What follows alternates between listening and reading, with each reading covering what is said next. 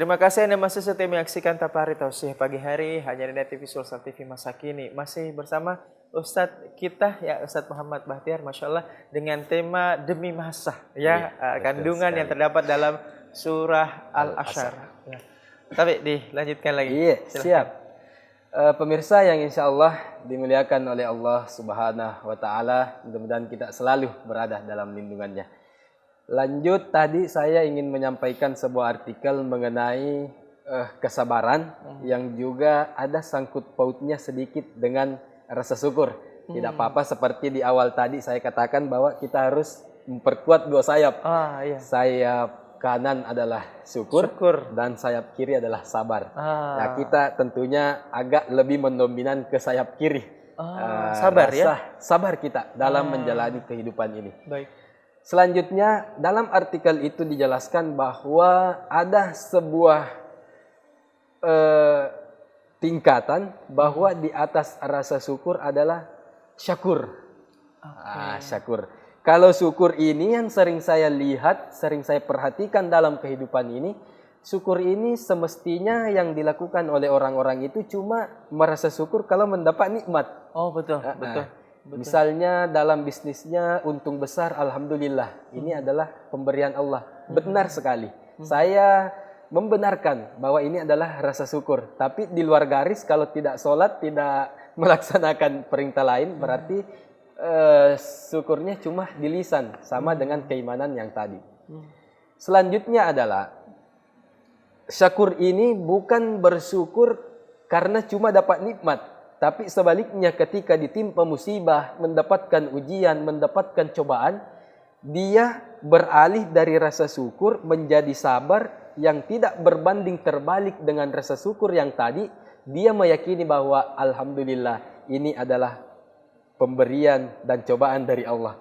Padahal di sisi lain ini adalah ujian yang dimana banyak dikeluhkan oleh orang-orang lain. Baik. Tapi sekali lagi saya ingin masuk ke pembahasan inti daripada rasa sabar ini agar lebih mudah dipahami bagaimana kalau kita kaitkan dengan cerita yang agak singkat. Baik. Ceritanya ini bisa kita umpamakan ada seekor monyet yang menggantungkan diri, menggantungkan diri di sebuah pohon, ranting pohon lah. Kemudian datang 3 angin bercakap-cakap. Bisa kita ibaratkan ada angin puting beliung, ada angin topan, atau yang terakhir ada angin sepoi-sepoi. Ini paling enak ini kalau siang hari, angin sepoi-sepoi. Bisa tidur Ustaz ya. Bisa tidur. Ya. Waktu sang monyet menggantungkan diri, sang angin pun bercakap dan membuat seimbara. Tapi dikala sang angin membuat seimbara, tanpa sengaja sang monyet mendengar seimbaranya. Kata angin tersebut, kita seimbara. Siapa yang bisa menjatuhkan monyet itu dari ranting pohon, maka dialah ibaratnya yang berkuasa. Dialah ibaratnya yang paling wow lah gitu, yang paling kencang. Maka disepakatilah.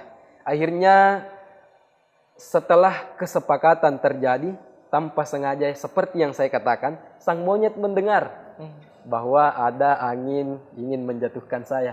Tapi sekali lagi, kalau niat sudah tertancap, sebagaimana hadis Nabi, innamal a'malu binniyat. Apapun itu, kegiatan apapun itu, perbuatan apapun itu, kalau sudah disertai dengan niat yang ikhlas, niat yang kuat, yang tertancap, yang tertanam, insya Allah apapun halangannya kita pasti bisa. Pemirsa yang dimuliakan oleh Allah Subhanahu wa Ta'ala, setelah sang monyet mendengar, maka sang monyet mengatakan dalam hatinya bahwa semakin engkau keras meniup dengan kencang ingin menjatuhkan saya, maka semakin kencang pula pegangan saya. Sekali lagi, ini adalah persoalan niat, pemirsa. Ini adalah persoalan niat. Maka datanglah angin pertama, meniup dengan kencangnya, berusaha menjatuhkan sang monyet dari genggaman di ranting pohon. Tapi kembali lagi, sang monyet sudah tertancap di dalam hatinya. Semakin engkau meniup, semakin saya berpegangan dengan kuat. Kemudian walhasil angin pertama gagal. Datang angin kedua sama, gagal juga. Nah, yang uniknya di sinilah pemirsa, angin yang terakhir adalah angin sepoi-sepoi. Jadi sang angin sepoi ini mengatakan, kalau ini dominan Makassar, Sulawesi Selatan, kita biasa permisi dengan tabe. Ya? Nah, ini budaya yang hampir hilang, padahal ini mulia karena ini persoalan adab. Maka dalam artikel itu, cerita itu bukan berarti anginnya berbicara. Ya, ini adalah perumpamaan. Dia mengatakan bahwa tabe, bolehkah saya ikut? Kata angin dua, bagaimana caranya mau ikut? Kita saja yang dua ini susah untuk bagaimana menjatuhkan sang monyet itu. Apalagi engkau yang cuma sepo-sepo ya. Tiupanmu yang tidak terlalu kencang.